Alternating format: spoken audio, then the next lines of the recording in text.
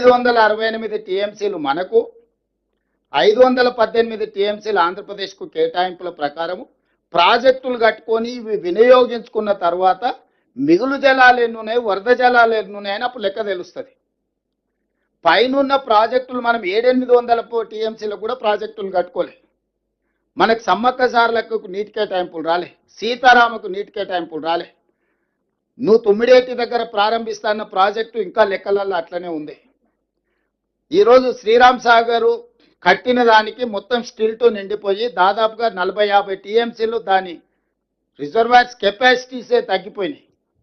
మరి గోదావరి బేసిన్ మీద 968 టీఎంసీల నికర జలాలు కేటాయింపున్న తెలంగాణ రాష్ట్రం ఆ 968 టీఎంసీలకు ప్రాజెక్టులు కట్టుకొని వినియోగించుకున్న తర్వాత వాటి వాడకం అయిపోయిన తర్వాత ఆ తర్వాత ఆంధ్రప్రదేశ్ కూడా 518 కట్టుకుంటే ఇంకా మిగులు జలాలు